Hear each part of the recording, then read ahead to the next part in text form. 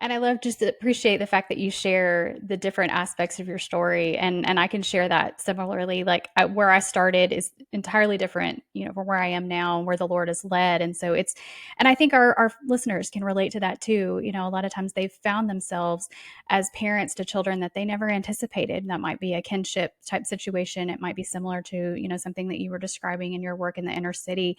But the Lord has led us to this place where we have ultimately influence over children in our homes, ultimately to point them to the gospel, and to establish that legacy of faith. And that is your heart. And that's why I really want to dive into this with our parents today.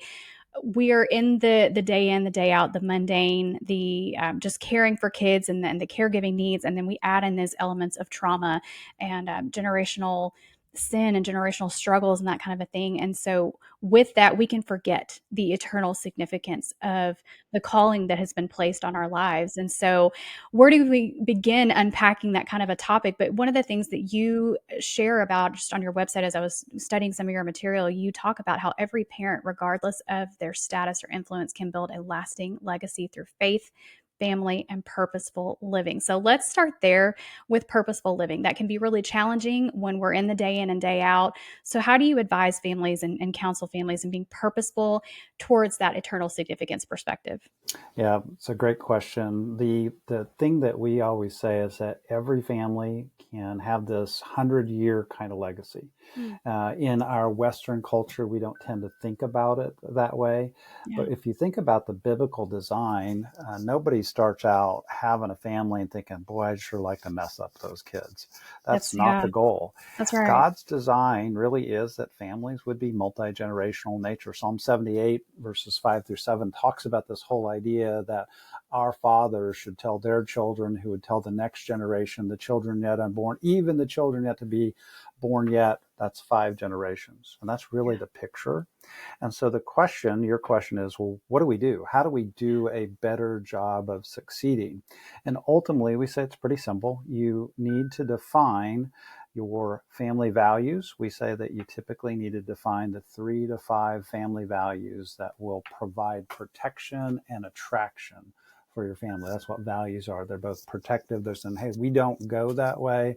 And they're attractive in that they provide identity because they say, this is who we are. yeah, So a typical set of family values might look like faith, family, integrity, gratitude, generosity. It's an acronym, FIG. But that idea of just defining your family values is often the first step. And then you've got to teach them, articulate them. Deuteronomy 6, talk about yeah. them when you're lying down, when you're rising up, when you're walking by the way, and then post them on the door plates of your home. I showed this before we went on.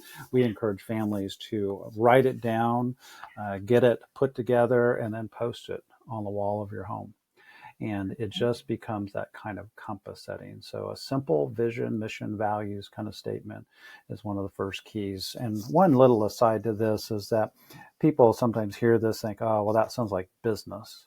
But the truth is, we often are far more intentional about our business than Yeah. we are about our family. We treat family as something that's fun, but kids are expensive, so don't have too many kind of Yeah. idea. Yeah. But the biblical idea is that kids are a heritage from the Lord, and this is how we set in motion. This is how we try to redefine legacy. Legacy is what you set in motion for that day in heaven where we'll all be together. But back to that idea, Abraham, if you remember, of course, he's promised land, people, and blessings. But by the time he gets to what Genesis 13, 14, 15, he's tired because Right. he doesn't know how he's going to ever see all this happen. But God gives him vision. He takes him outside and says, say what? Abram, look up, see the stars. That's what your family is going to be like. And that's Yeah. the power of vision inside of Yeah. families, is that when we live with vision, you can imagine Abraham night after night, anytime he's discouraged and he goes outside, said, that's what God said I'm going to be like.